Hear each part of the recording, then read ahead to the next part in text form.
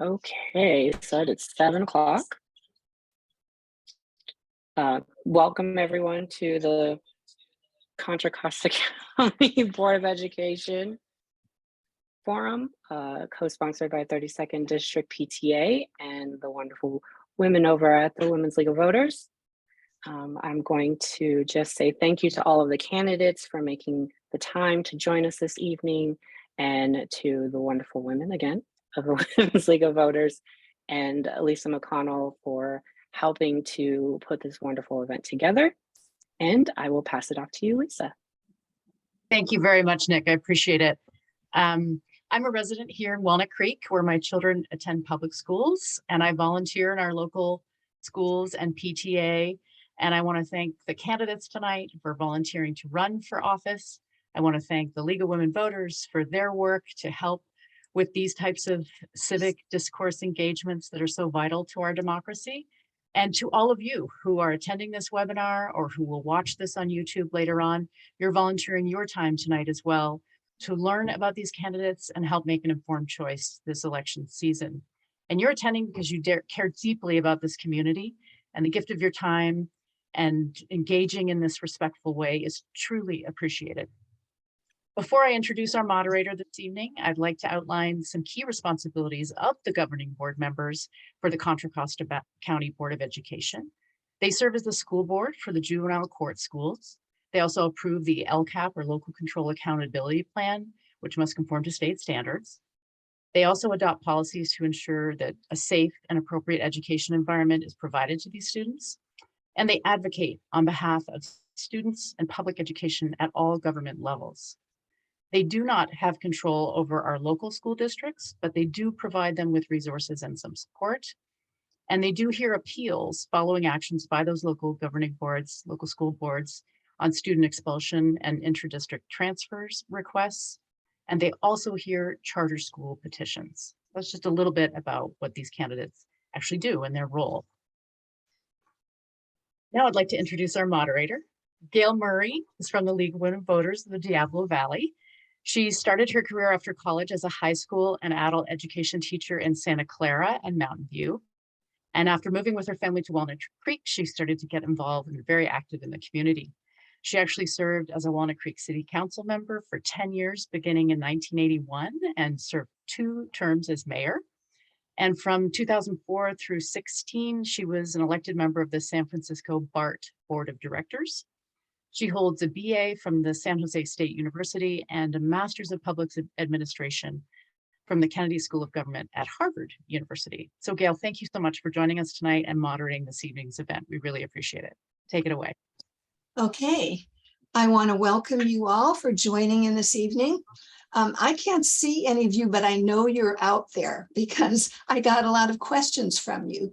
And so I'm talking to an audience that I can't see, but I know from your questions how concerned you are. As Lisa said, I'm Gail Murray from the League of Women Voters of Diablo Valley, which is the co-sponsor of this forum, along with the 32nd District PTA. There are 3 candidates running at each of 3 districts for the Contra Costa County Board of Education. And Lisa just told you what that's all about.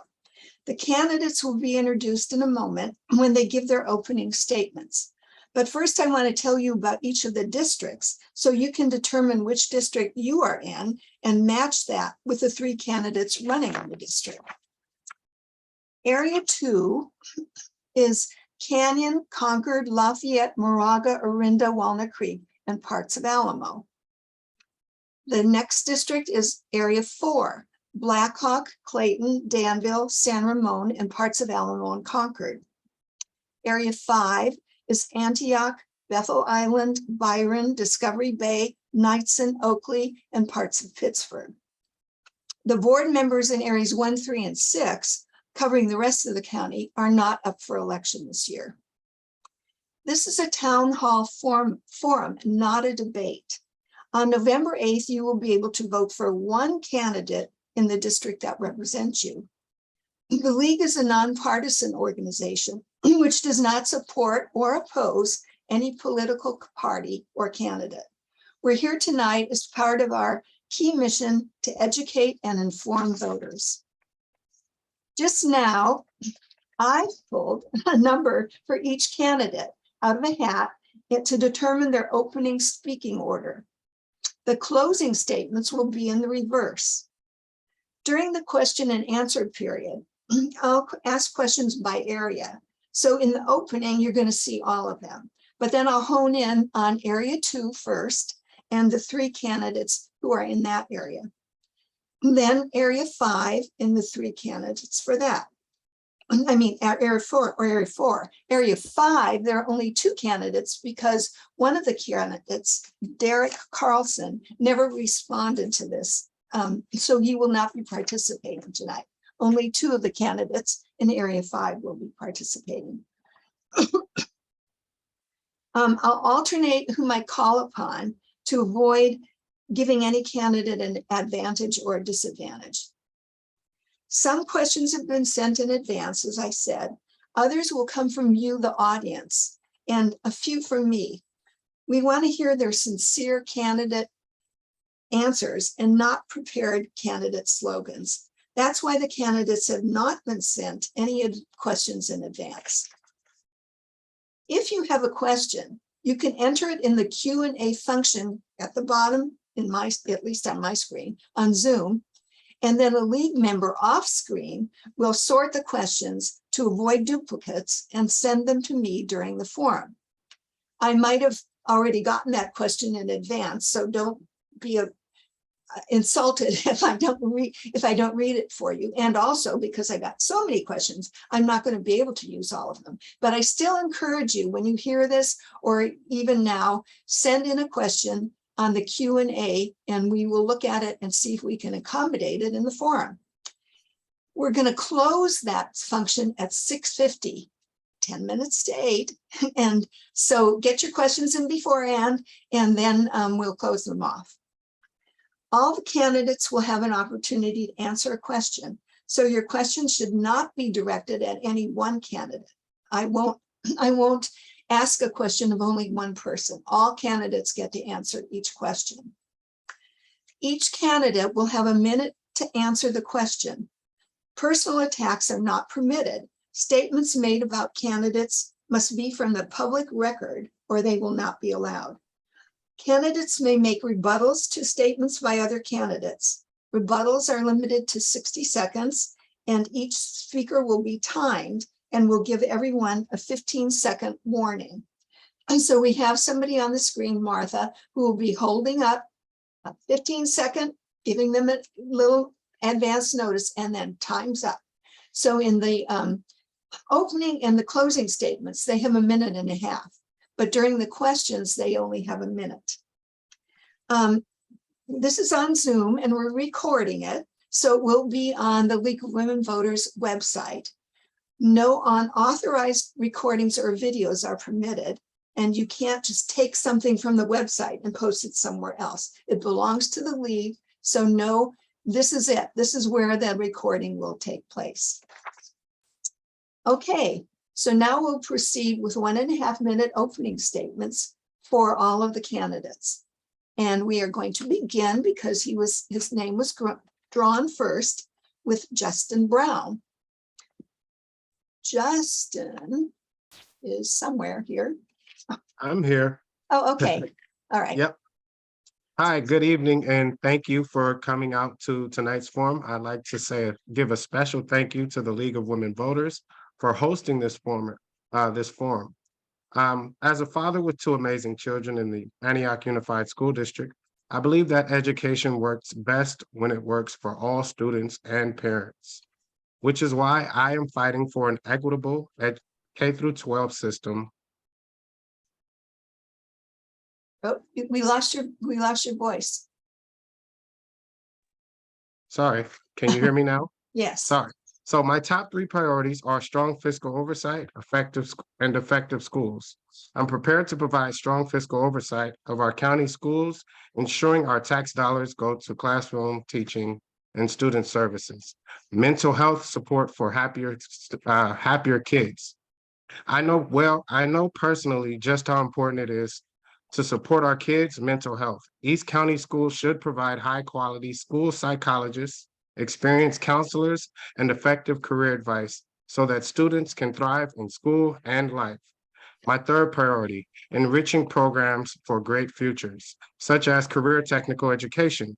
Contra Costa County Board of Education manages our juvenile justice education system and special education services. I will fight for the resources necessary to ensure that our most at-risk students have opportunities to put them on a path to a good career. Thank you, and I look forward to answering your questions. Okay, and Justin was from Area 5.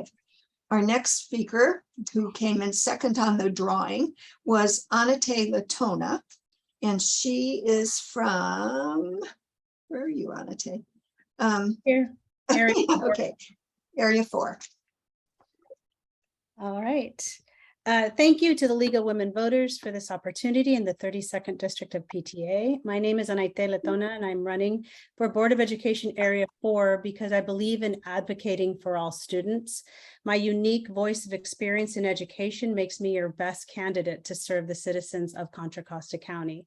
Literacy and inclusion are issues of civil rights that we must address in our education systems. This means that we reach our most at-risk youth by focusing on increasing literacy rates and advocating for inclusive environments. Increased literacy supports decreased rates of interaction with law enforcement for youth offenders and increased socioeconomic outcomes for all. It also means that we have robust trade school options for our high schools that our county run, as well as Contra Costa County as a whole. I have a passion for the work of supporting and serving students who need an advocate and teacher. I've been a classroom teacher for 10 years in special education, and before that, I worked with adults with disabilities who were post-high school. I was an active volunteer in PTA, serving as site PTA president and past council PTA president for the 32nd District. I am the only candidate who has experience working in both the adult and K-12 system of education and services.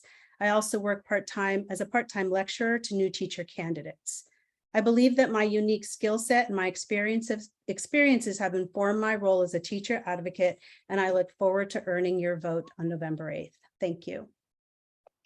Thank you. Next, we have Mike Maxwell, who's also from Area 4. Well, thank you very much. Thank you to the League of Women Voters and to the 32nd District of the PTA for hosting us tonight. My name is Mike Maxwell. I'm running for trustee for Area 4. Very excited to be in that position now and look forward to hopefully continuing that and the work that we've done and the work that we've planned to do moving forward. I stand for choice. I think kids, teachers, staff, and family need choices in their education, and they need to be supported.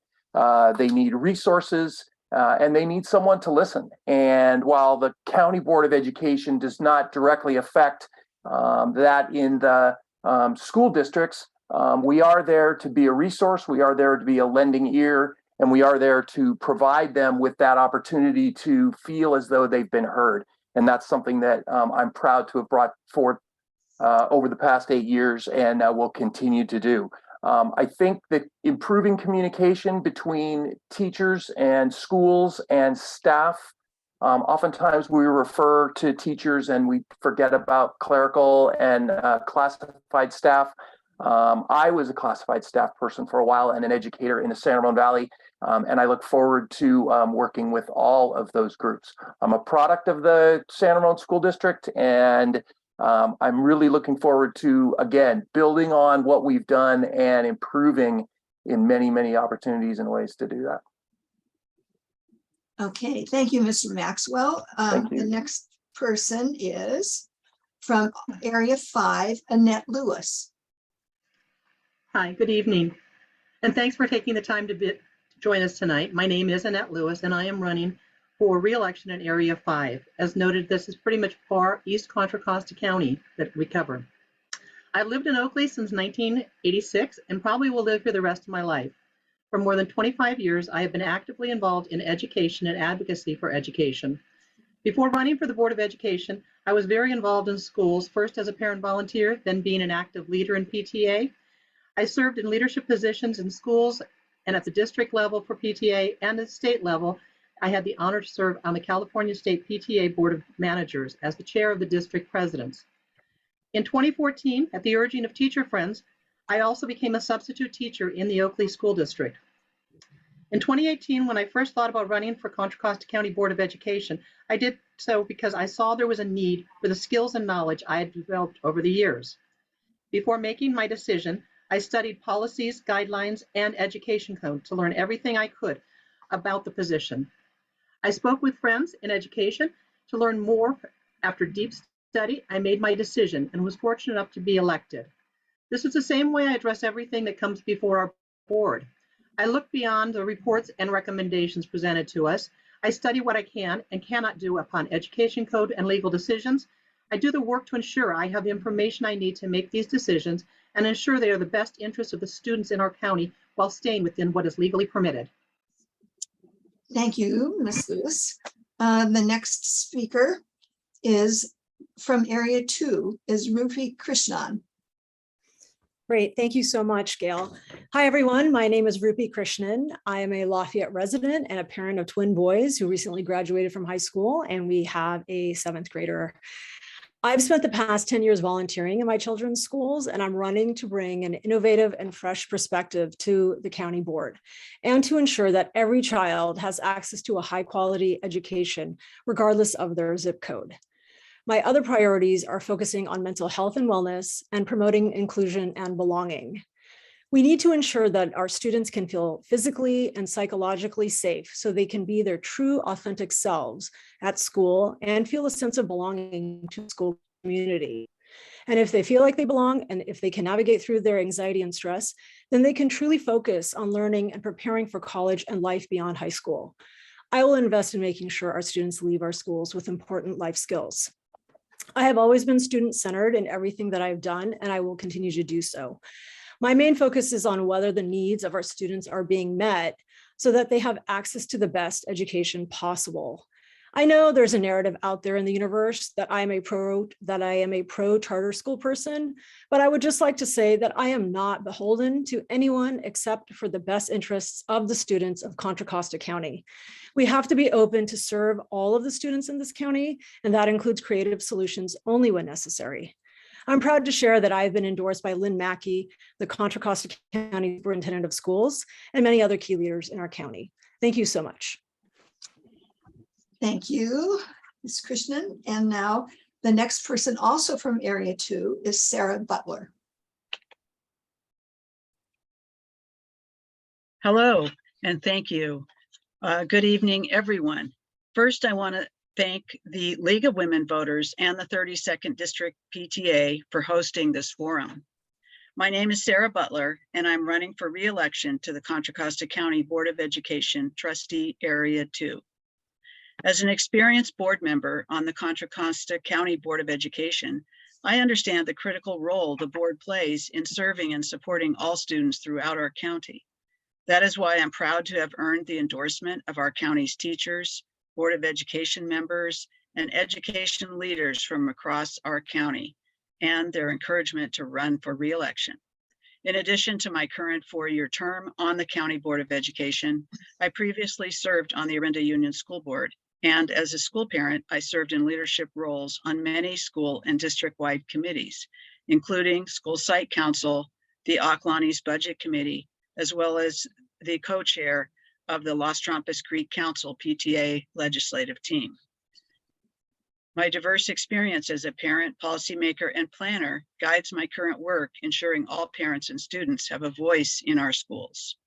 I will continue to prioritize ensuring transparency and accountability in our county board work, providing oversight, ensuring school safety, increasing mental health resources and counselors, and encouraging diversity, equity, inclusion, and access. I will work to give every student, regardless of their challenges, the opportunity to earn a quality education and career pathways. Thank you. Thank you, Ms. Butler. Next, also from Area 2, we have Lisa Disbrow. Good evening. My name is Lisa Disbrow, and I have over 4 decades of training, study, and practice serving students with disabilities, students in foster care, English learners, early learners, adult learners, and students with medical and emotional challenges. I recently retired after teaching through COVID-19 and 34 years serving in 3 districts in Contra Costa County. I've worked with 5 tutorial companies, adult education, independent study, had a private tutoring business, supported local parent education groups, and was active in school legislative activities. I have a bilingual Spanish multiple subjects credential and a school administration credential. I'm familiar with school financing and legislation. And for me, the purpose of education has always been to focus on the primary needs of the student and the family. I moved my family into La Marinda for the academic benefits and the chlorine in the swimming pools. We were swimming and water polo people.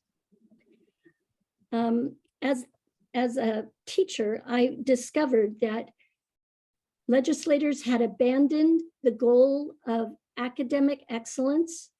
And so I determined to stay in education and to promote education excellence throughout my career. Thank you. Thank you, Ms. Disbrow. And our last speaker is from Area 4. It's Sherry Calgagno. Is that right? Sure. So you say it. Hi, everyone, and thank you to the organizations for hosting our event tonight. My name is Sherry Calcagno, and I'm running for the Board of Education because I care about the students, families, and teachers in our community. I've been grateful to be part of this community, raising my 4 kids these past 20 years. I'm a firm believer in strong public education to prepare our kids for the future, and I know firsthand how it can change the trajectory of a person's life. I attended community college and went on to graduate Cal State Hayward with my bachelor's and master's degrees in science as a first-generation college grad. I started my career as a health educator and have been teaching college these past 17 years. I know these last few years have been tough on everyone, and I would love to be part of helping these students get back on track. Teaching college online and having our 4 kids doing online school from home gave me a valuable perspective of how the variety of students was learning online. Talking with families whose kids weren't doing well academically or emotionally gave me a heart to want to help in the recovery process that needs to happen over these next few years. We have amazing families and teachers in our community, and I would use my role at the county level to help equip them with what they need to not just help our students recover, but to thrive. I look forward to sharing some of my ideas with you tonight and hearing the ideas of the other candidates as well. Thank you. Thank you, Ms. Calcagno. Okay, you've heard from the 8 candidates, and out of those, 3 will be elected to the board. So now we're going to hone in on Area 2 candidates, and I will ask for the next 20 minutes questions of Area 2 candidates. And I don't see any coming in from you all, so go ahead and send your questions in if you want. And let me start the time here. So the first question is to Sarah Butler, and this is a question asked by quite a few people. How would you address community concerns about children and teachers' safety on school campuses in the county? There's a second part to this. Do you propose specific actions to prevent gun violence? Should the county require yearly training for staff on active shooter scenarios? So this is a safety question on campuses. Sarah. Yes, thank you for that question. That's something that's near and dear to my heart, and I've been working on the board. We have, I and another board member brought to the board a resolution for school safety, which we approved.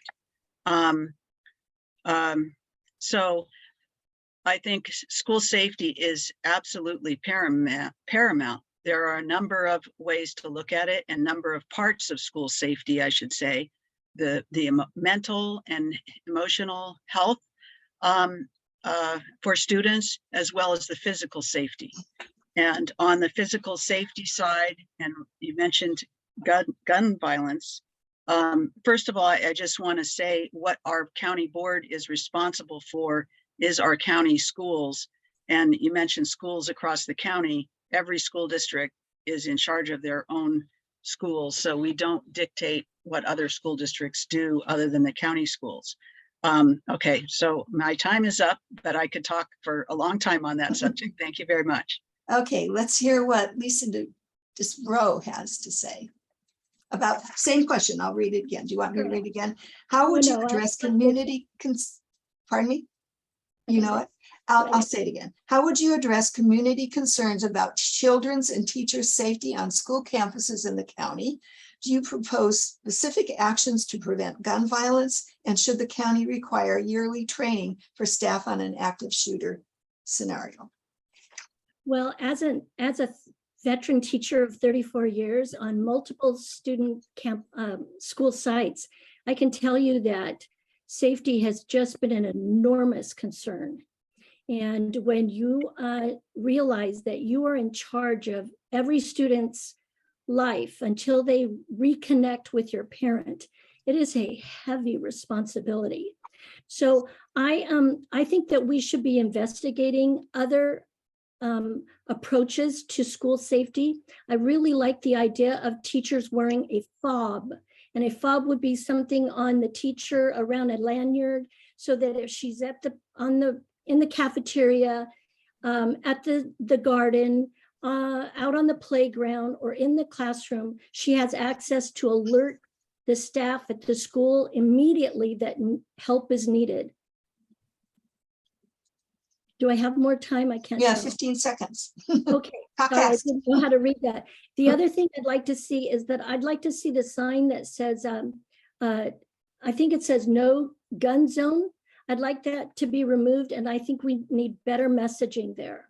Okay, thank you. And finally, Rufi Krishnan, do you want me to read the question again? Sure, that'd be great. How would you address community concerns about children's and teachers' safety on school campuses in the county?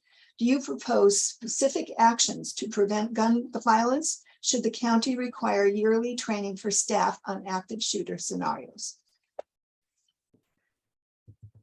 I would say I agree with, both what Sarah and Lisa said, that it is a huge concern. And when I hear parents talk about things such as, considering buying a bulletproof vest or a bulletproof backpack for their students, it is terrifying that we are in that position. And so I do think we need to establish protocols. I do think we need to have better systems in place, better communications with parents, as well as the teachers, and also to make sure the students realize that this is important. I hear from a lot of students that they think it's sort of funny and they don't take them as seriously. So we need to make sure that they understand that it is of paramount importance to take all of the precautions, any drills that we have. And there should be probably more, it shouldn't be a yearly training. It should be probably every 6 months, because there needs to be better, there just needs to be more awareness at all times that something like this could happen. Okay, thank you. Staying with you, Ms. Krishnan, here's a question that came from the audience. How would you define school choice? School choice, meaning school choice for just school choice? Okay, so school choice, I would say, I think every family has the right to determine what is the best school for their child. And I think a lot of that has to do with where they live. There is a lot of disparity within our county, and not all schools, not all traditional public schools offer the same level of programs as others. So there is a inequity. And so if there are opportunities for families in areas where the schools are not performing as well, and they have access to other forms of schools, I think on a case-by-case basis, it makes sense for families and students to make that choice, because they know what's best for their student and for their family. So I do believe that school choice is something that every family and student makes on an individual basis. Time's up. Okay. Okay. Ms. Butler, how would you define school choice? Well, since the question is just how do you define it? School choice is the ability for a family to choose where their child is going to school. And in California, we have the traditional public schools. We have charter schools that a family can choose to send their child to, or at least they can apply to the lottery for a charter school. There are times when they are eligible for an online school. They can homeschool their student. There are those kind of choices in California. That's on how I understand school choice. Since you asked for the definition, I'm not going to go beyond that. The audience asked that question. So. Okay. Okay. Thank you. All right. And finally, Lisa Disbro, how would you define school choice? Well, I am a strong advocate for school choice, and I'm a strong advocate because I've taught in inner city schools where the disparity, the inequity was consistent and persistent. I also am a parent whose children were in a situation where my son could not get math instruction because he was too advanced. And so he was seated at the back table of my friend's math classroom for 2 years. My son is an engineer. He was obviously math inclined. And what I had to do to make sure my student could have a public education was sell my house and move. So I am a huge advocate for public funded school choice. And there are many ways to do it. Some are better than others, but I believe that the funds should follow the child and that the parents should select the schooling choice. Okay, thank you. And sticking with you, next question, Lisa Disbro. Discuss your position on dedicating an academic class period for diversity, equity, inclusion, and belonging. Thank you for the question. I think that currently the definitions are skewed and they do not include all opinions and all perspectives. I would like diversity to include all parents, all ethnicities who want to make an impact on their schools because the schools are serving their students. Currently, we act as though some students are allies, and then what's the opposite of an ally? Perhaps an enemy. And I think that is wrong. I have never, ever been able to swallow the idea that some children are allies and some are not. Everyone belongs. It doesn't mean we have to agree, but everyone belongs and their perspectives are guaranteed by the Constitution of the United States.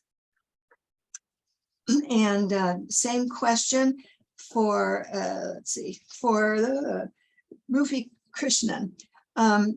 Discuss your position on dedicating an academic class period for diversity, equity, inclusion, and belonging.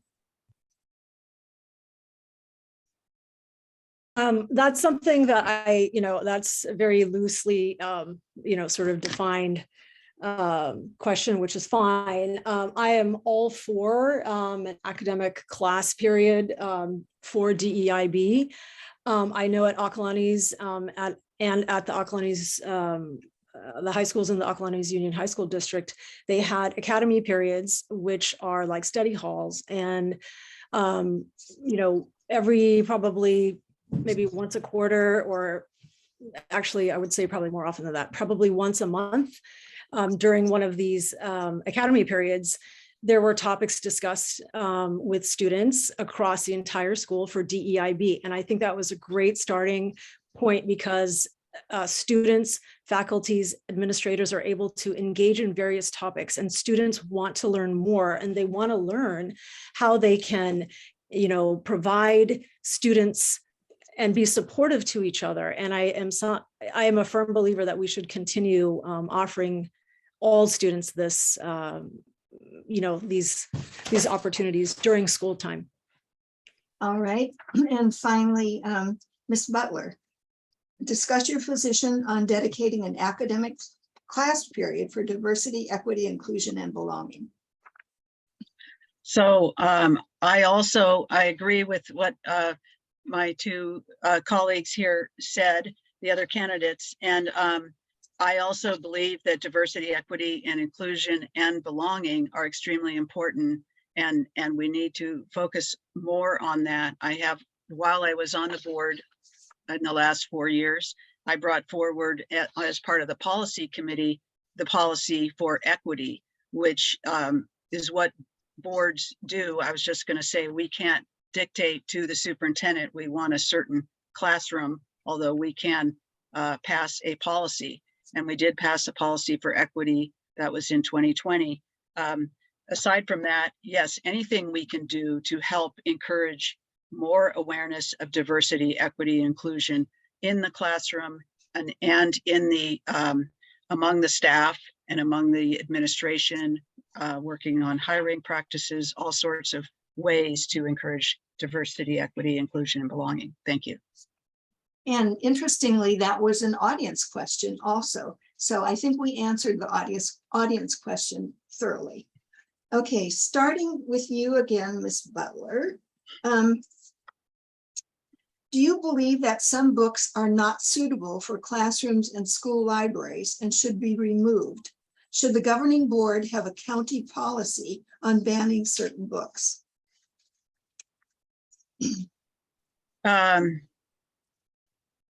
So our governing board sets policy for the county office and the county schools, but not for the school districts. Just in general, I just wanted to explain that. But in terms of books and your question, I do not support book bans. I think education is important to have access to books in libraries, and I do not support banning any certain types of books. Okay. Did I answer the question? Yeah. I can't remember. Okay. Ms. Disbrow, do you believe that some books are not suitable for classrooms and school libraries and should be removed? Should the governing board have a county policy on banning certain books? So the question is, do parents want their children having access to books that include very explicit, very graphic sexual content? As a mom, I do not. As a teacher, I do not. I believe that some of the things that we're seeing in the San Ramon Valley School District, genderqueer, was so hard that kids were having problems when assigned to read those books. I do not think that's appropriate for schools to violate the moral code of our parents, of different faith groups. And I think that it's insensitive. Those books can be available to anybody outside of the classroom setting, but to let them be used as mandated curriculum for the classroom, I think is very harsh for the student and their emotional needs. Okay, and finally, Ms. Krishnan. I don't believe in banning any kind of books. Similar to what Sarah was saying, I think, having access to books is a foundation of learning and education. I also think banning books it's hard to understand why anyone would do that when children have access to the internet and pretty much they can search anything that they want. And if we're going to, go down the path of banning books, then we would probably have to put some guardrails on the internet, which is, physically impossible. But I do think, we have to take a look and understand why people are saying they want certain books banned and have a conversation about that so that so that we can come together and come to an understanding as to why people want books banned, because it really makes no sense. I didn't grow up with any sort of banned books. I read all sorts of books, and it actually made me a better person and made my education more colorful. And oh, my time's up. Thank you for respecting that. I think this is probably going to be the last question. Yeah. So I'm going to start again with Sarah Butler. Let me pick a good one. Let's see. What are the two most important objectives for the board to accomplish?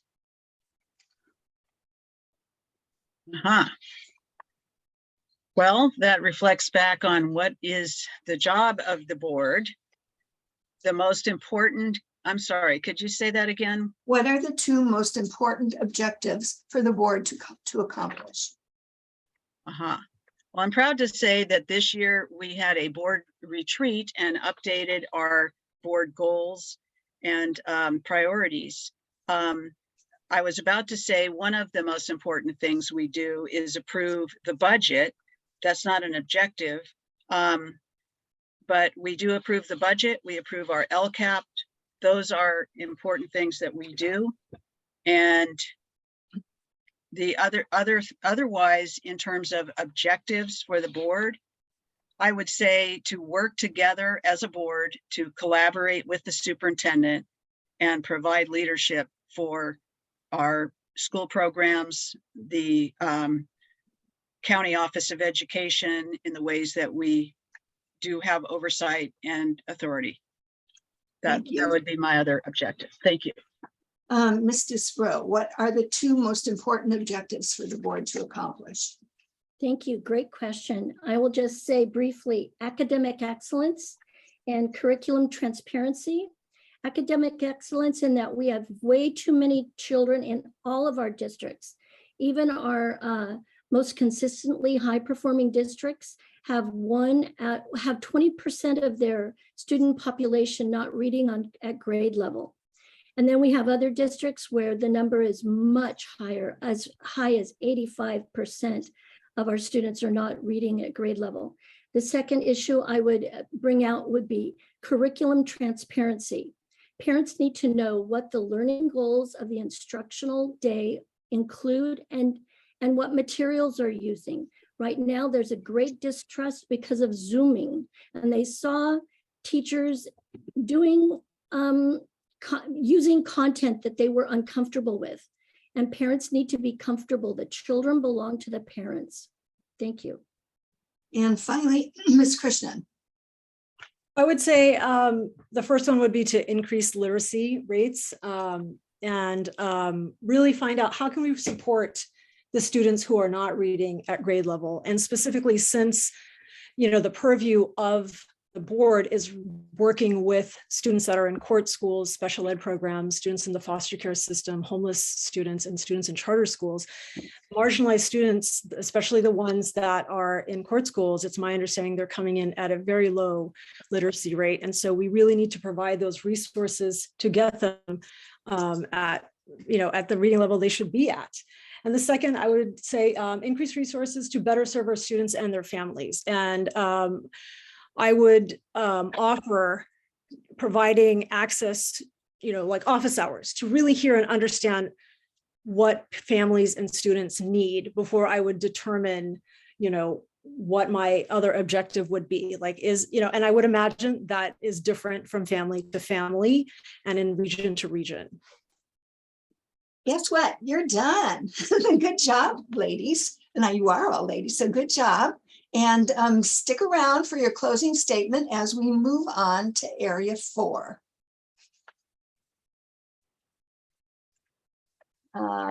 Okay, I guess we have Area 4 here somewhere.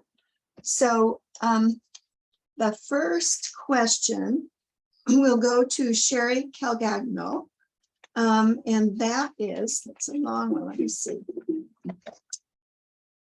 Are you there? Yeah, there you are. Yes.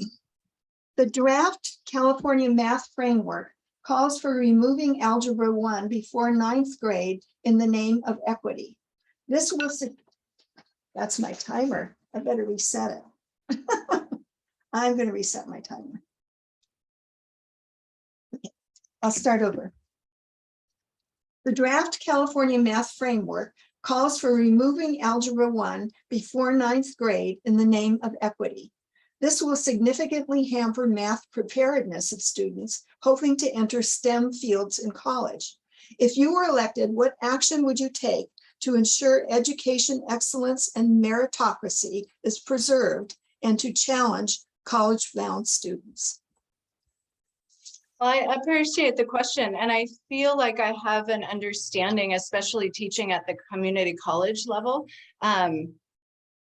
I would say, and keeping in mind that I don't know if everybody understands the function of the county board, because some of the questions, I don't know that we could actually make impact from the county level other than encouraging and trying to be a support piece for the school districts and the most in need kids that we serve at the county level. But basically what I would say is that I do encourage full capacity of learning at any grade level. And so to me, equity doesn't remove any programs. It tries to add and increase in different areas where we may not see students at that level yet, but that's our goal. And so especially seeing students at the community college level who may not be at that level yet, I'm a firm believer that we need to just help everyone get to their potential and try to support that. Thank you. Ms. Latona, I'm going to read it again because it's long. The draft California Math Framework calls for removing Algebra 1 before 9th grade in the name of equity. This will significantly hamper math preparedness of students hoping to enter STEM fields in college. If you were elected, what action would you take to ensure education excellence and meritocracy is preserved and to challenge college-bound students? Thank you for that question. So the math framework actually doesn't remove it for everyone. There are always advanced opportunities, extension opportunities, and remedial opportunities that exist. What it does is align developmentally appropriate standards to where students are actually learning and then align teaching strategies to those standards. So it is actually creating equity by ensuring that the foundational math skills that students need to be successful in algebra, and algebra is the gateway to the A to G courses that you need to take to move on to college, that you have that foundational understanding before you move on, and that mastery exists. So in my role as the Contra Costa County Board, I would make sure that the schools that the county run and oversee are utilizing the best benchmark strategies, teaching strategies at all levels to make sure that all learners, especially our most at risk who are in our youth offender or foster home or court schools, have access to that high level teaching. Thank you. And Mr. Maxwell, the draft California Math Framework calls for removing Algebra 1 before 9th grade in the name of equity. This will significantly hamper math preparedness of students hoping to enter STEM fields in college. If you were elected, what actions would you take to ensure education excellence and meritocracy is preserved and to challenge college-bound students? Well, thank you. First of all, that last part of that sentence about challenging college-bound students, we should be challenging all of our students. We're realizing now that college is not the only vocation and not the only direction to go. So I agree with some of my opponents and the statements that they made about we need to be not taking things away, but we need to be adding. And if someone's strength is not math, myself included, then let's get more math help in. Let's get more other outside assistance. Let's get more tutoring. Peer tutoring. I visited a school today where they have a great peer tutoring program. Let's get more of that in place, and let's get all of these kids to be at a level where they're comfortable. I think that it's important to do that, and I think that we need to make sure that we're not taking anything away, but we're challenging the kids at their strengths, finding what they are, and making them better students. Thank you. And let's see, is it 12? It's time. If you have a question, you better send it in because she's leaving. So hurry up. Well, I'm going to stick with you, Mr. Maxwell, because you kind of talked to some of the second question I have here.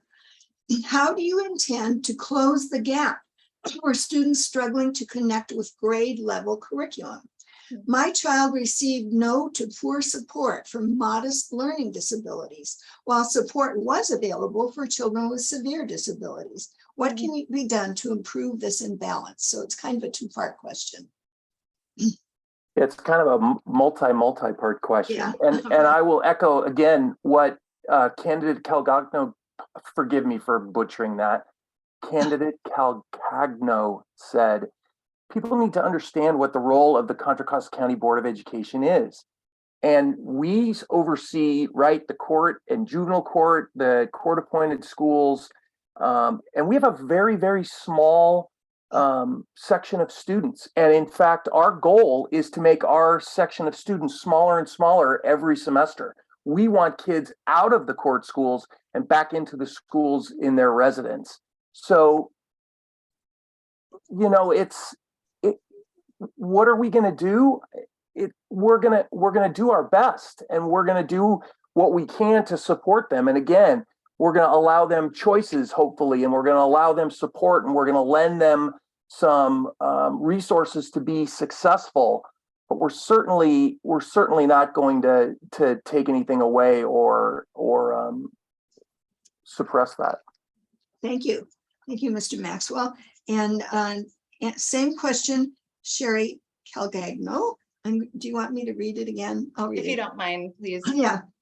How do you intend to close the gap for students struggling to connect with grade level curriculum?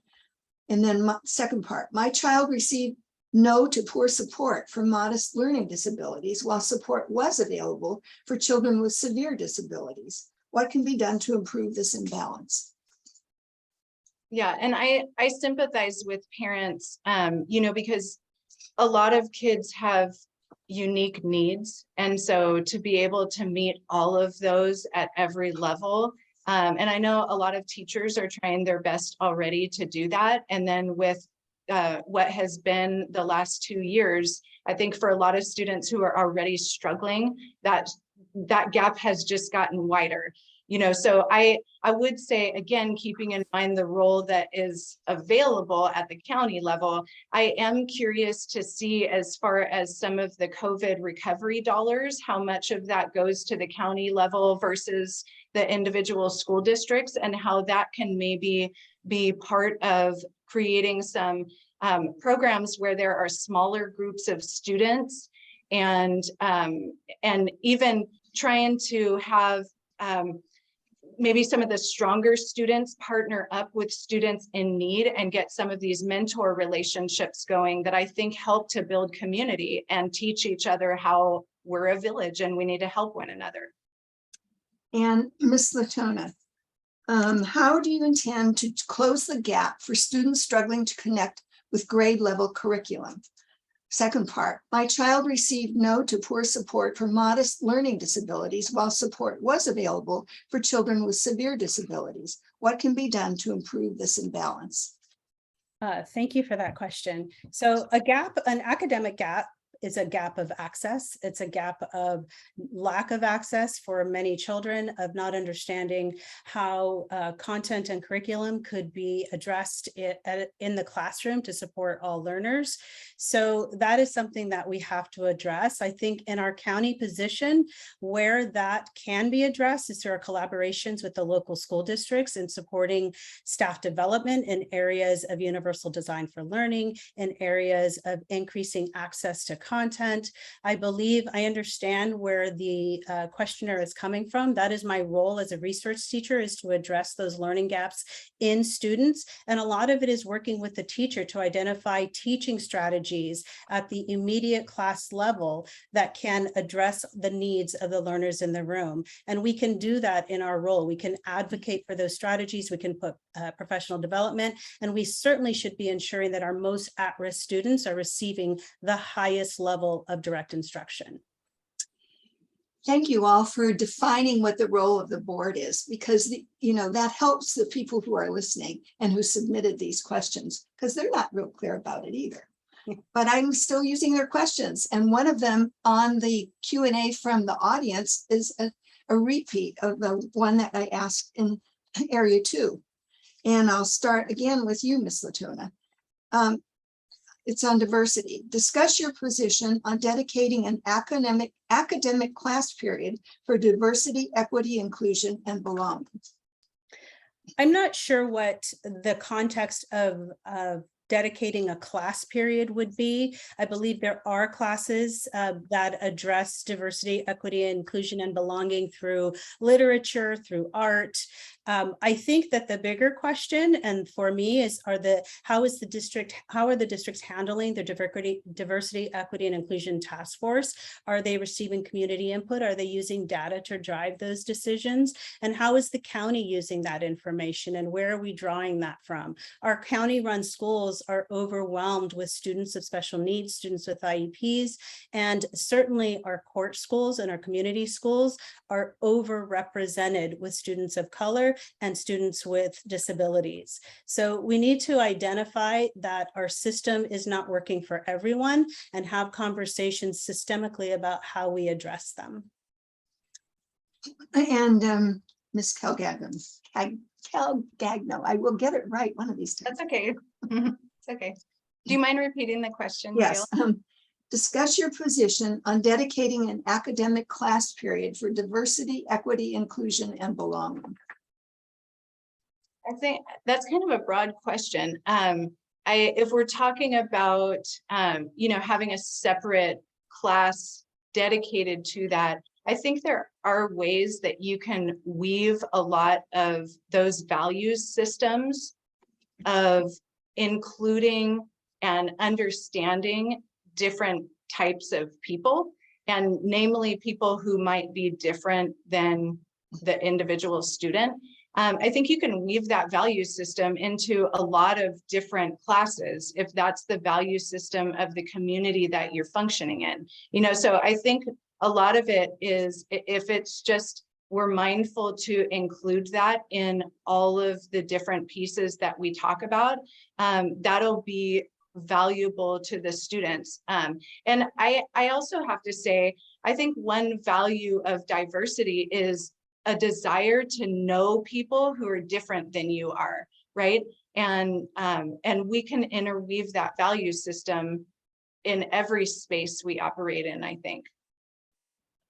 And encourage the students to do that, to appreciate and honor one another. I think we should be stopping this, but I'm going to ask you one last question because I didn't give you a warning. So this is your last question, and starting with you again, Ms. Calgagno. No, where's the question? How would you collaborate with the school superintendent? I'm sorry, Moderator Murray, will you allow me a chance to answer that question? Oh, you did? I'm sorry. Well, then we don't have enough time. Okay, yes. I'm Well, sorry very much. I tell you what, it's your choice. If you'd like to throw No, a I third want question you to out there, answer it. I want you to answer it. I'll be very brief. My opinion is that we need to teach this in different aspects of different classes. So all the classes that we have should have a component that involves that, because each kid is going to connect in a different way, whether it be art class or ROP or social studies or music. That's where we should include, and every class should have a component of diversity and inclusion, and that would allow many kids to connect in the place that they feel best. All right, I am going to ask that last question, even though it's kind of running over.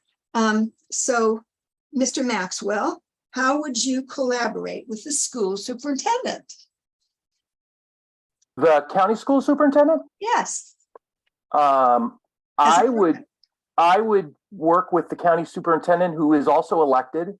I think that our current county superintendent is doing a great job in the role that she's in. I think her predecessors, I'm fortunate to know the previous 3 prior to Superintendent Mackey have all been excellent. Contra Costa County draws excellent superintendents.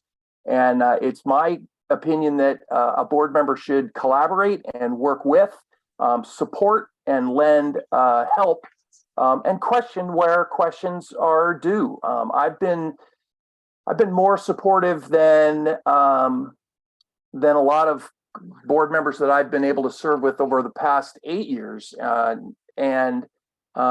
You know, I've challenged the superintendent and on decisions before, and I think that that's okay to do that. It's as long as it's respectful and we're working together. Okay, Ms. Latona. Thank you. I believe that the role of any school board and superintendent is to work together, to collaborate in what's in the best interest of the students in their district and the parents in their community and the families that they serve. So in my role, I would certainly seek to be collaborative. That is how I approach my work. It is how I have approached my professional life as well as my personal life. And I would continue to take that into this board position. And Ms. Calgagnum. Yeah, I mean, I think we can get more done by collaborating, and also to recognize that I would want to believe anyone in these types of roles has a heart to want to serve the students and the community as best as they possibly can. And especially from reading this particular superintendent's background, I do think we share a heart for wanting to help underprivileged and underserved students especially, which is what the county board seems to service in particular. So I would be excited to collaborate and of course share differences of ideas as well, and to hopefully use collective minds to be able to serve the community as best as we can. Thank you. You have done a great job, you three, educating the people listening. And now we're going to move on, you're excused, and we're going to move on to Area 5, which only has 2 people tonight because the third person did not come. So that allowed me to go over a little bit. So I'm going to start with Mr. Brown and ask you the safety question. How would you address community concerns about children's and teachers' safety on school campuses in the county? Do you propose specific actions to prevent gun violence? Or should the county require yearly training for staff on an active shooter scenario? Sure. Thank you for your question, Gail. One way I would approach the concern of the community for school safety is to first get out and listen what the community has to say, how we can come about to an agreement to see what we can do. Second, on gun safety and how we can prevent guns, I think that's a legislation issue. I do believe that it is time for legislation to come down from the House or the Senate on preventing guns in our community, period. They do not work in our schools. I do not believe that guns should be allowed on our campuses at all. And I do believe that the community has a voice and it should be heard. Thank you. And Ms. Lewis, how would you address community concerns about children's and teachers' safety on school campuses in the county? Do you propose specific actions to prevent gun violence? I'm running out of steam here. Could the county require yearly training for staff on active shooter scenarios? Okay, thank you very much for the question. I think we need to keep focusing on what we can do as a county board as opposed to what the local schools are doing. Each local school district does have a safety plan, and that's based upon the area that they are in and based upon their board. As far as how to help the community, I do think we need to have more discussion regarding it as a group. Again, we don't get to set that rule for the local schools. Each of our schools does have a safety plan, and each is based upon the special needs for each of the types of schools that we're operating on. As far as active shooter drills, I do think the staff needs to understand what their responsibilities are and how to do it, but we do not want to include the students in any of those. Our students are traumatized enough. They don't need to be part of an active shooter drill. Thank you. Next question to you, Ms. Lewis. What is your approach to serving students and their families given the differences, vast differences, such as economics, culture, and language across the county? Could you repeat that question? Sure. What is your approach to serving students and their families, given differences such as economics, culture, and language across the county? Well, I think each one of our families needs to be served where they come from. If they're economically disadvantaged, we need to address their needs there. If there's a language issue, we need to provide the support that they need there. Our students that we serve are a very unique group of students, and I believe that the County Office of Education does a very good job of actually working to support those unique students. As far as throughout the county, we can support through the county office the professional development to guide the local school districts on how to do that. And I do believe they've got quite a few programs that we offer through the county office that does support those needs. Thank you. Mr. Brown, I forgot where it went. What is your approach to serving students and their families, given differences such as economics, culture, and language across the county? Thank you. We currently live in Contra Costa County, where we have a vast majority of differences across the board. We have English language learners that aren't speaking English as well as others. We have families that come from marginally low populations. We have our juvenile justice education court schools where children are reading below subpar levels. One way that I believe we can address it is by providing an equitable education that will serve every student in our county, and to advance the success by offering career technical education. One thing I can say is that every child is not going to college, so we can give them the opportunity to succeed by offering career technical education. Thank you. Sticking with you, Mr. Brown, Yes. how would you define school choice? How would I define school choice? I believe that every family has the right to put their child or student in the best possible environment to succeed. If I were to define it based on what you asked, it's the right to simply choose. And that's what makes America work. That's what makes our county work. Everybody has the choice. Yeah, thank you. And Ms. Lewis, how would you define school choice? Well, I know the definition of choice is the parents have the right to choose where their children go to school, whether it be their local public school, a charter school, a private school, online, things like that. That is how you would define it. The question is, how do we determine what the public funds should be spent on? And I'm going to cross into that. Do we support the private schools getting public money? I think that we have to be careful there because we will be undercutting our public schools. But parents should be able to choose which type of public education they want their children to have to be paid for by the state. Okay, sticking with you, Ms. Lewis, what policies or programs should the governing board have to support the mental health of students? Repeat that, please. What policies or programs should the governing board have to support the mental health of students?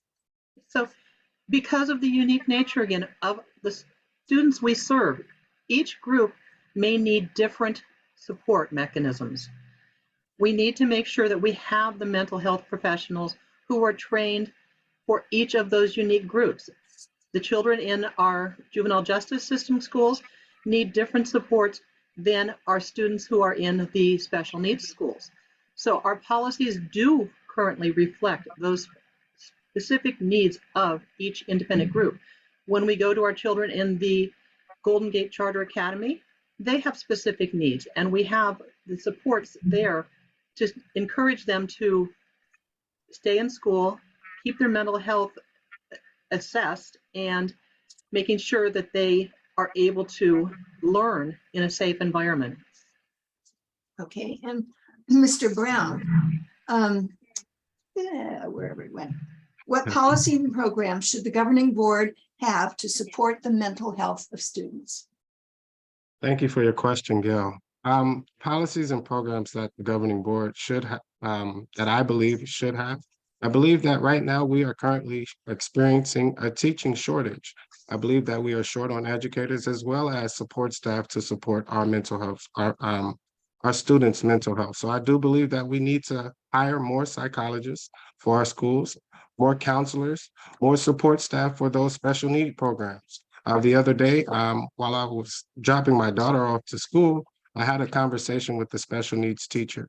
And she explained to me that she had to pull students to help her along in her class with her special needs. I don't believe that it is for our students to do that. I do believe it is a good way to get our students in the correct path towards being educators, but I do believe we need more support for our mental health students as well as those in our special needs programs. Thank you. Ms. Lewis, what is your plan to address staffing? What policies or programs should the governing board have to support the mental health? I already asked you that. You already asked me that one. Thank you. What's the one I was asking you? What was the one I was asking you? Not this one. Not this one.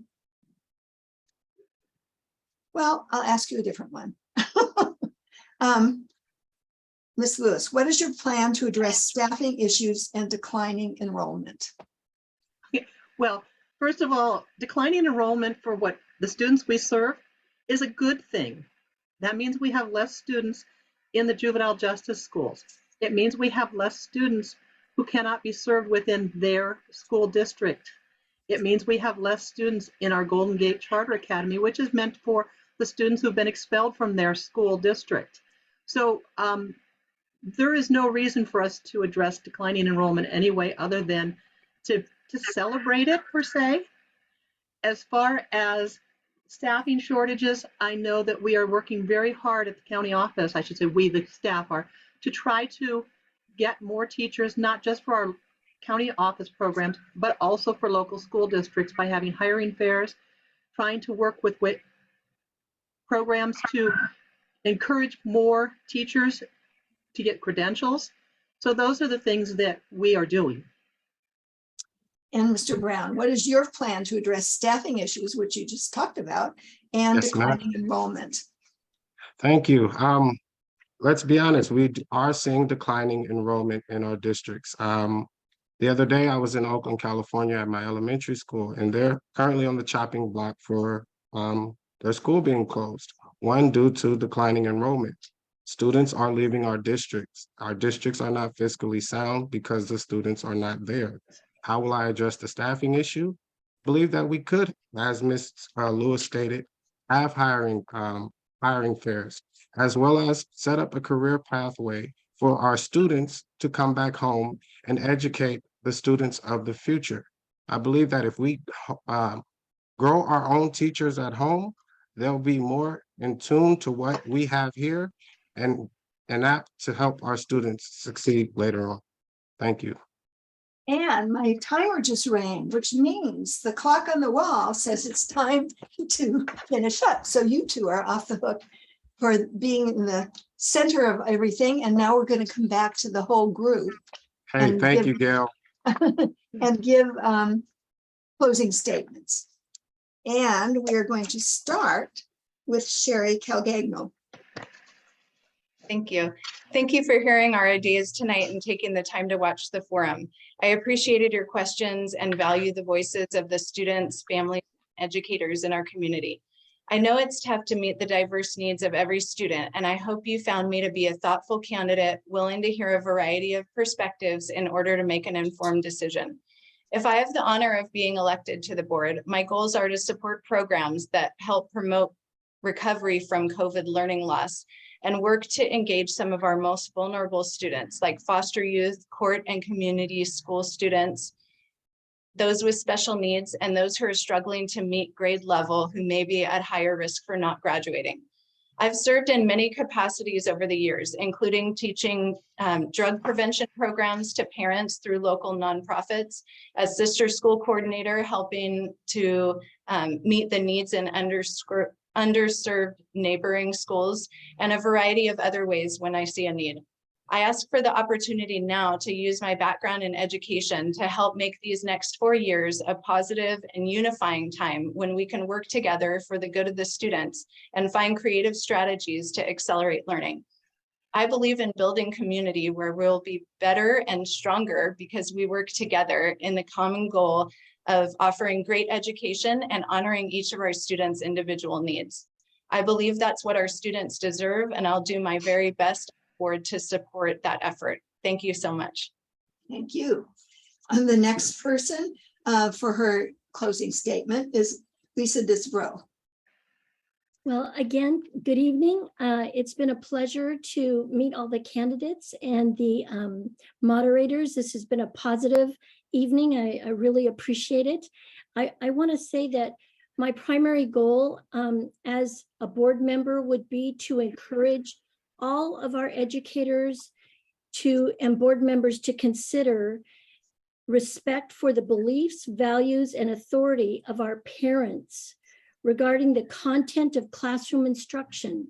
I think that is one of the critical issues that is at the core of why we're having conflicts within our individual schools, why parents may be considering moving and choosing alternative schooling.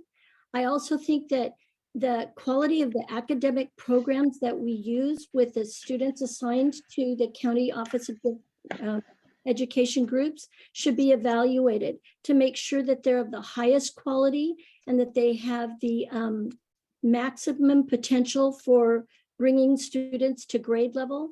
I'd also like to say that I think that our issue on school choice was kind of mishandled. The topic of school choice includes state funding of school choice, not just that parents would go to a private school, but they would be able to go with school funding. I support school choice with school funding for individual students, so those that are trapped in underperforming schools or situations that don't reflect their values, that they would have options. Thank you very much. I look forward to working with others. This has been a fabulous evening. Thank you. And now next will be Sarah Butler.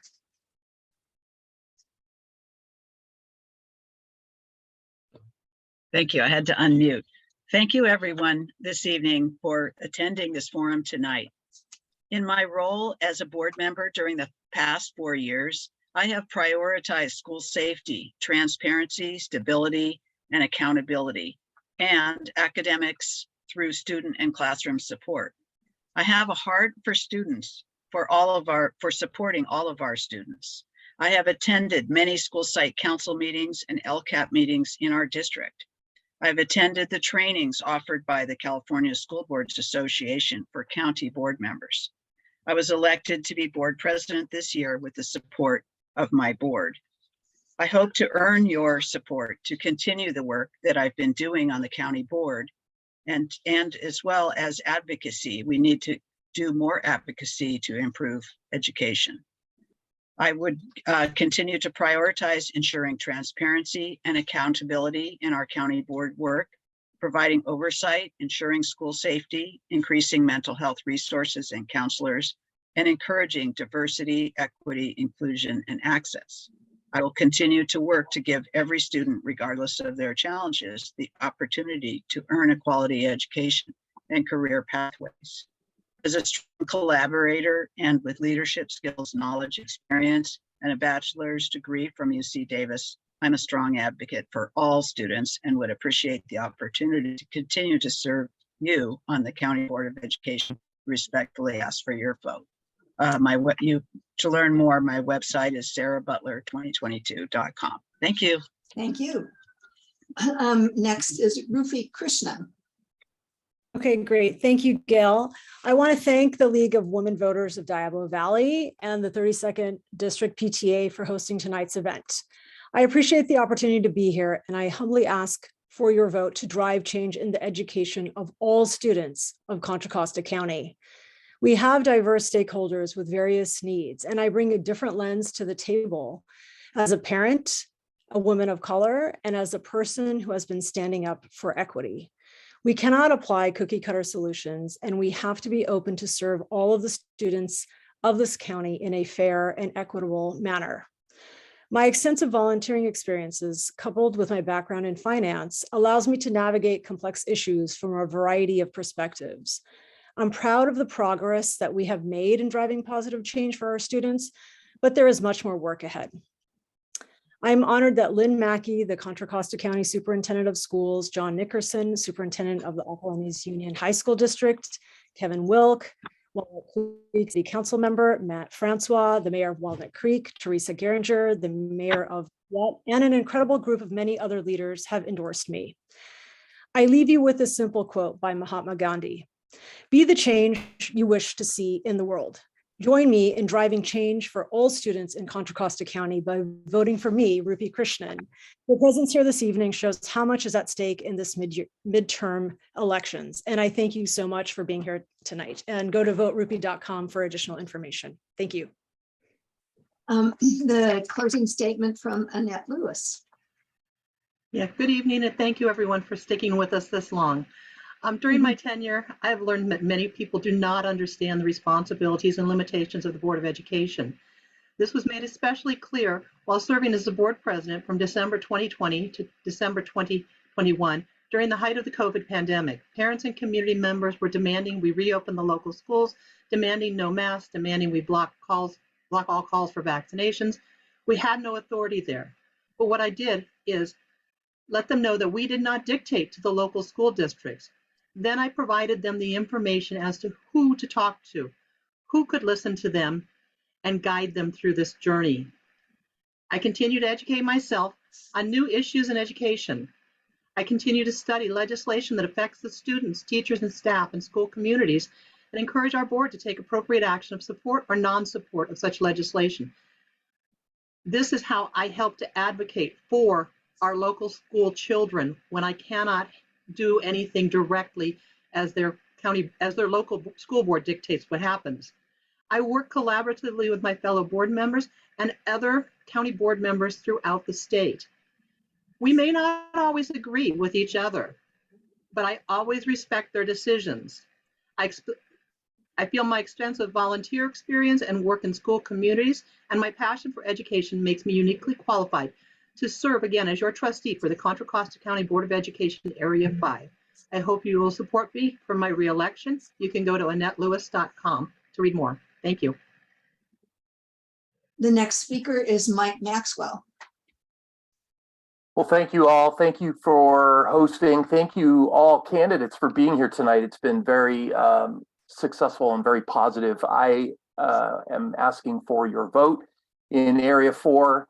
I am a two-term board member at the County Board of Education, stressing collaboration, support, and resource. It's important that people understand that there are people out there in elected positions that do care and do want to hear what your needs and wishes and desires are. And that's the role that I've chosen to take. I'm a former educator in the San Ramon district. I'm a business person. I'm a fundraiser. And I think all of those attributes proved to be successful at the county board level because that's what we're looking to do, is provide those resources, not only internally, but from external partners as well. I enjoy working with the kids. I enjoy the staff. I'm proud of the work that we've done and proud to be a two-term president of this board and look forward to serving in the future. So thank you again, and I look forward to your vote. Anate Latona. Hi, thank you. I thank you for this opportunity to speak directly to the voters of Area 4 and beyond to the larger Contra Costa County. I believe that my unique skill set in education, experience as a classroom teacher makes me the best candidate for the role on this board. We can reach our most at-risk youth by focusing on priorities of improving literacy education in all county schools and supporting local school districts through providing professional development opportunities. We can advocate for inclusive environments for all students by supporting best practices for inclusion and instruction and supporting robust post-high school options to include high school opportunities such as credit for internships with our community partners. I have raised 3 children in public schools. 2 of them currently attend public universities. I believe in this system of education and of public education. My passion for this work is evident in my career path as a teacher, my volunteer history, and in my work as a teacher advocate in special education. I take this work seriously as I believe the work has impacts on a child's future, and that should be our guiding light. I humbly ask for your vote on November 8th. Thank you. Thank you. Thank all of you. And I want to thank Martha Goralka, who put the signs up for you. She's so dedicated. She's the legal. Yeah, we need to do Justin. Pardon me? Oh, Justin needs to do his Justin! closing statement. I'm very sorry. Thank you. Oh, my goodness. I have you down, but I just didn't call on you. Mr. No Brown. worries. Thank you, Gail, and thank you for an awesome night. Thank you to the 32nd District PTA for a great forum. Thank you for everybody that attended the forum. Thank you, candidates, for all your enlightening answers. As a father and business owner with 2 amazing kids in our county schools, I'm 100% invested in the success of our community schools and truly grounded in the issues families face in today's changing economy. That's why I've earned the endorsement of our county school teachers, working families, and the majority of the Contra Costa County Board of Education. Students in the 21st century are facing a growing mental health crisis, serious economic challenges, and vast disparities in educational resources. Enriching programs such as arts, music, science, and technology, as well as career counselors, school nurses, and psychologists are often on the chopping block, leaving our kids with a lower shot at a greater career than we had growing up. That's why I want to be your next County Board of Education trustee in Area 5. You can learn more about me at justinbrown2022.org, or you can look on the website and get my phone number. I have been receiving calls and texts. I will personally answer and give you my opinion. I want you to vote for me because I believe that our children's success, our teachers' success, and our county succeed when we put our heads together, we collaborate, and we put wisdom to make these actions come to pass. Thank you. Thank you, Lisa, for making sure that I got Justin. I would have felt terrible. Thank you, Lisa. I guess I'm just getting my list and checking it twice. I shouldn't have checked it twice. Anyway, I still want to thank Martha. Martha has been doing the 15 minutes and your time's up. She's our voter services chair and she's so dedicated. So I really appreciate her help on this. And I'm sorry that I didn't get to ask each one of you all the questions because it would have been very interesting, but there just wasn't time for all of that. So we got a lot in, I think. And I also appreciate how respectful all of you are. You know, the schools have a sort of there's chatter around the schools now. They're not, you know, they're fighting with each other. You all were wonderful. You were very respectful and you also had very thoughtful answers. I think that people who listened in learned a lot from you and learned about the Board of Education. I just want to thank all of you and I want to thank the 32nd District PTA for co-sponsoring it. And this will be on the League of Women Voters YouTube, so you can see what you sounded like when you go back and look at it and tell your fans to go look at it if they weren't able to see it tonight. I think all of you are great because it takes a lot of courage to run and put yourself out there. And, you know, I think that's a very important thing for our democracy. And I thank all of you for doing that. So if there's nothing order, Lisa, is there anything, Lisa, that you want to bring up I just want to thank you for your partnership and helping to co-sponsor this event, Gail, Martha, and the rest of your League of Women Voters crew. We absolutely appreciate it. For anybody who's still attending, your memberships in PTA and your support of the League of Women Voters help make events like this, community events like this possible. So please consider joining your local PTA or supporting the League of Women Voters of the Diablo Valley. We so appreciate it. Thank you so much and have a good evening. Thank you. Good night. Thank you. Thank you. Good night, everyone. Thank you. Good night, everyone. night. Good Thank night, you. everybody. Thank you, everyone. Thank you. Thank you very much.